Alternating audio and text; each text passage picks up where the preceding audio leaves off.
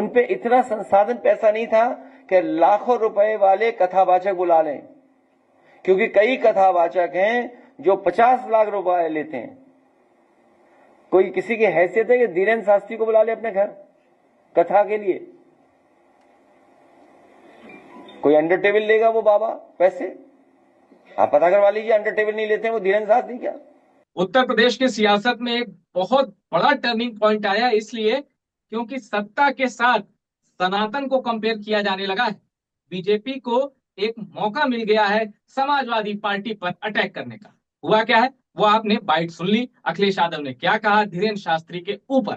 ये बहुत ऐसे रेयर मौके आते हैं जब अखिलेश यादव किसी गैर राजनीतिक शख्स का नाम लेकर कुछ कहते हैं। तो ये जो बहस हो रही है धीरेन्द्र शास्त्री वर्सेस अखिलेश किसके साथ उत्तर प्रदेश, ये इसलिए क्योंकि कई लोग अखिलेश यादव के बयान का समर्थन कर रहे हैं तो कई लोग धीरेन्द्र शास्त्री का समर्थन कर रहे हैं। तो इस चर्चा का जवाब जानने की कोशिश करेंगे और मेरे साथ हैं अभिषेक उपाध्याय। अभिषेक सर, पहला सवाल, किसके साथ उत्तर प्रदेश, मतलब क्या समाजवादी पार्टी अब इस चीज को आगे ले जाना चाहती है? धीरेन्द्र शास्त्री के खिलाफ कोई मोर्चा खोलने के मूड में है क्या? देखिए, ये जो धीरेन्द्र शास्त्री के बारे में कहा है मधुर अखिलेश यादव ने, पहली बात ये समझनी पड़ेगी कि उन्होंने धीरेन्द्र शास्त्री के इश्यू पर कोई प्रेस कॉन्फ्रेंस वो नहीं कर रहे थे। ये सवाल जवाब के क्रम में उनके मुंह से निकला है, जितना मैं समझ पा रहा हूँ।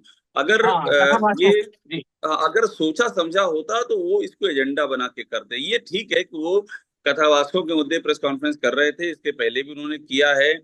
उन्होंने यादव कथावाचकों को बुलाया, अपने पार्टी ऑफिस में बुलाया, वहां उनका सम्मान किया। उन्होंने यहाँ तक कह दिया कि पीडीए समाज के लोग जो है वो फिर आप दक्षिणा मत लीजिए, यहाँ तक कह दिया उन्होंने। तो उन्होंने एक बड़ी लाइन खींची, इसमें दो राय नहीं है। मुझे लगता है धीरेन्द्र शास्त्री का नाम उन्होंने वो जो सवाल जवाब था उस क्रम में, वो जो जिसे कहते हैं स्पॉन्टेनियस रिएक्शन, अचानक ही कुछ मुंह में आ जाना और निकल जाना, वो सोचा समझा नहीं है। लेकिन ये आप बात ठीक कह रहे हैं, इसका इम्पैक्ट क्या होगा इस पर जरूर बात करनी चाहिए, ये बड़ी बात है। इम्पैक्ट देखिए दो तरह से हो सकता है। एक इम्पैक्ट, और मैं दो इसलिए कह रहा हूं कि कोई भी एक चीज, कोई भी एक अगर घटना घटती है तो एक वो सोच होगी जो अखिलेश यादव के जहन में होगी, एक वो सोच है जो बीजेपी के जहन में है। ये दो सोच है।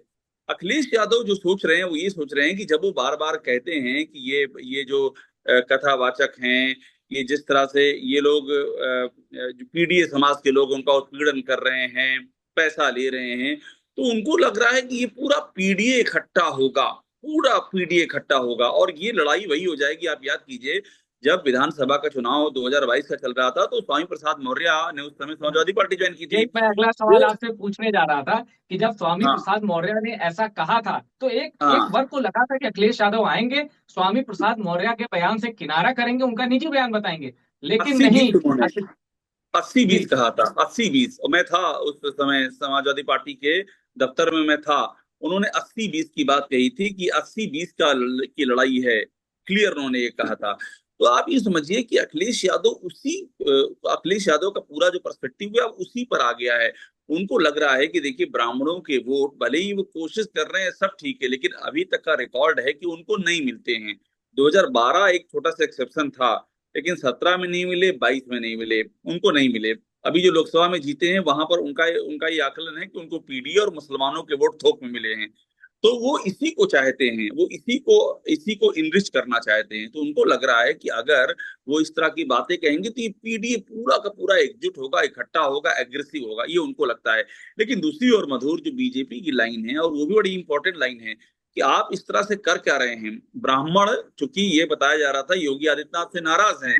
एक जो कम्युनिटी जो 12 से 14% है, जो आपके हाथ में आ सकती है, जैसे वो बहन मायावती के हाथ में आई थी 2007 में, आप इस तरह की बातों से उसको दूर किए दे रहे हैं। पहली बात ये है। दूसरी बात ये मधुर, कि क्या गारंटी है, आपने तो यादव का मुद्दा उठाया है, तो क्या गारंटी है कि नान यादव जो ओबीसी, वो भी इसको उतना ही ज्यादा इससे अपने आप को जोड़ेगा? इसकी कोई गारंटी है क्या? तो ये समझ लीजिए, मैं तो मानता हूं तलवार की धार है। अखिलेश यादव तलवार की धार पे चल रहे हैं। हो सकता है उनका सोचा हुआ हो जाए, पूरा पीडीए इकट्ठा हो जाए। लेकिन अगर पीडीए इकट्ठा नहीं हुआ तो आप समझ लीजिए कि ये फिर एक एक बड़ी मुसीबत का सबब बन सकता है उनके लिए। बीजेपी इसे कथावाचकों का अपमान बता रही है। इनफैक्ट अब अखिलेश यादव के बयान को सनातन संस्कृति पर हमले के तौर पर भी पेश करने की पूरी तैयारी है, बयान ऐसे आ रहे हैं।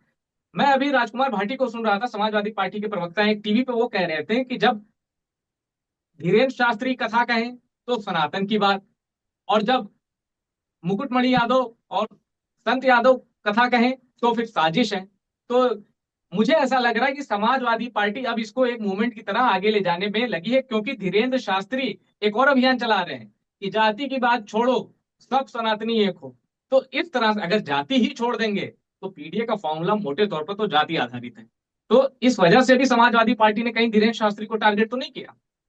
देखिए, मुझे अभी भी लग रहा है मधुर कि अखिलेश यादव ने जो बोला है, धीरेन्द्र शास्त्री का नाम लिया, वो सोच समझ के नहीं लिया है, वो उनके एग्जाम्पल देने में आ गया है।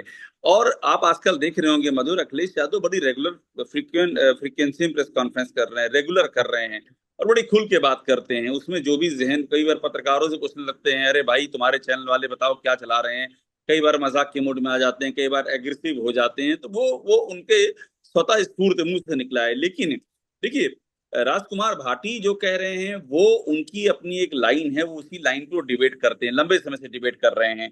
लेकिन मुद्दा यहाँ पर ये है कि समाजवादी पार्टी की लाइन है क्या, कि भले ही ब्राह्मण ऑफेंड होते हैं हो जाएं, ये कोई इशू नहीं है, और हमको सारे पीडीए को जोड़ देना। अगर ये लाइन है मधुर, तो आप मान लीजिए कि यूपी की राजनीति में ये एक बड़ी लकीर खींचने की वो कोशिश कर रहे हैं, अगर ये लाइन है।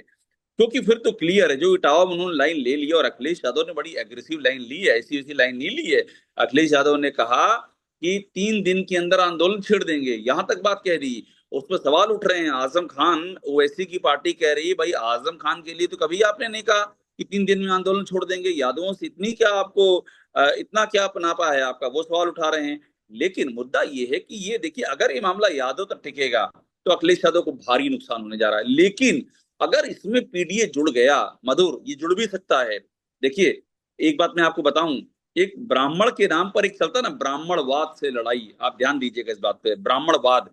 जब ब्राह्मणवाद की बात करते हैं तो नीचे की जो तमाम जातियां होती हैं वो उसको उनको उस पर एकजुट किया जाता है। ये आज की नहीं, ये बड़ी पुरानी राजनीति है ये।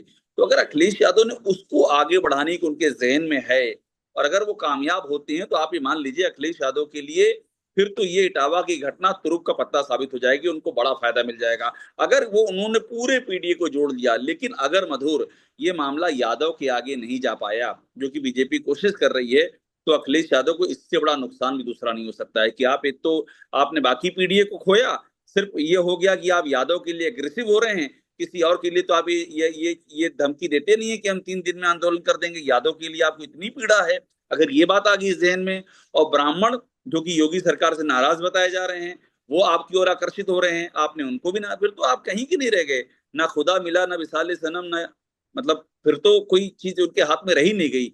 ये भी हो सकता है। तो दोनों ही है, मैं आपको फिर कह रहा हूं, तलवार की धार पे अखिलेश यादव ने कदम रखा है इस पूरे मामले में। चलिए, और धीरेन्द्र शास्त्री से जब पूछा जाएगा तो धीरेन्द्र शास्त्री भी नाम लेके ही जवाब देते हैं, वो भी बड़े ही बोल्ड हैं। तो जब उनसे ये सवाल जरूर पूछा जाएगा, और धीरेन्द्र शास्त्री अभी तक यही कहते हैं कि भाई जो सनातन की सेवा करे, जो राम का मंदिर बनाए उसे वोट दो। तो बस वो पार्टी का नाम नहीं लेते, इनडायरेक्टली वो भी यही कहते हैं कि भाई बीजेपी को वोट दो। मतलब कुल मिला के उनका जो जो वो वोट बैंक का निर्माण कर रहे हैं वो बीजेपी के ही काम आने वाला है। तो इसलिए हो सकता है धीरेन्द्र शास्त्री की ओर से भी काउंटर अटैक आए। मुझे ये बताइए, स्पेसिफिक ब्राह्मण समाज में इस स्टेट अखिलेश यादव के इस स्टेटमेंट को कैसे लिया जा रहा है, या इसका इम्पैक्ट ब्राह्मण समाज में क्या जाने वाला है? देखिए, ब्राह्मण समाज से जितनी भी आवाजें मैं सुन रहा हूँ, जितनी आवाजें आ रही हैं, वो आवाजें तो अखिलेश यादव के इस स्टैंड के खिलाफ आ रही हैं। और उस लिहाज से देखें तो ये अखिलेश यादव का नुकसान है कि उनको जो कुछ परसेंटेज, लेकिन अब दोनों बातें हैं, उनको ब्राह्मणों के वोट नहीं मिले थे, ये फैक्ट है, मगर मिल सकते थे, ये भी एक फैक्ट है, मिल सकते हैं। राजनीति तो अनिश्चितताओं का खेल है। किसने सोचा था कि वो ब्राह्मण मायावती को वोट देंगे, जहां नारा लगता तिलक तराजू और तलवार, वहां पर ये नारा लगेगा कि ब्रह्मांड नहीं कि हाथी नहीं आती गणेश है, नहीं। वो ये नारा लगेगा। किसने सोचा था? और ब्राह्मण इतनी बड़ी तादाद में वोट देंगे, मायावती ब्राह्मणों को टिकट देंगे इतनी बड़ी तादाद में, और सरकार बन जाए, किसी ने सोचा था? तो राजनीति में यही होता है कि वो जो विंडो बंद है उसको खोला जाता है। अखिलेश यादव के लिए गोल्डन अपॉर्चुनिटी थी कि वो ब्राह्मणों की विंडो को खोलते, लेकिन इस उनके बयान से उस विंडो को डेंट लगा, इसमें दो राय नहीं, बड़ा डेंट लगा है। लेकिन मैं आपसे फिर कह रहा हूं, अगर अखिलेश यादव के जहन में ये बात है कि ब्राह्मण वोट नहीं देंगे हमको, वो मेरे सामने जो भी, जैसे बीजेपी को है कि मुसलमान वोट नहीं देंगे, भले ही हम प्रोग्राम कर लें और मुसलमान आ जाएं उसमें, हमारे से हमसे जुड़े हुए मुसलमान आ जाए, नारे लगा दें, बोल दें हम मोदी के करीबी हैं और सौगाते मोदी लेके चले जाएं, लेकिन ये वोट नहीं देंगे। अगर अखिलेश के जहन में ये है कि ब्राह्मणों का वोट नहीं मिलना है, वो सब हम थोड़ा बहुत जो कर देते हैं मीडिया में ब्राह्मणों के लिए वो अलग इश्यू है, लेकिन वोटवा नहीं देंगे, वोट हमको हमारा पीडीए देगा, अगर ये उनकी सोच है, फिर ये एक पॉलिटिक्स है मधुर, और इस पॉलिटिक्स का उनको अधिकार है, और इस पॉलिटिक्स का उनको फायदा भी मिल सकता है। ये दोनों बातें हैं यहाँ पर। चलिए इस चर्चा में इतना ही। और अभी कुछ कुछ घंटे बाद एनडीए का जो एक घटक दल है अपना दल अनुप्रिया पटेल का, उससे जुड़ी एक बड़ी खबर आ रही है, उसकी रिपोर्ट कुछ घंटे बाद आएगी। टॉप सीक्रेट की इस रिपोर्ट में इतना ही। रिपोर्ट पसंद आई शेयर करिएगा और टॉप सीक्रेट को सब्सक्राइब जरूर करिएगा।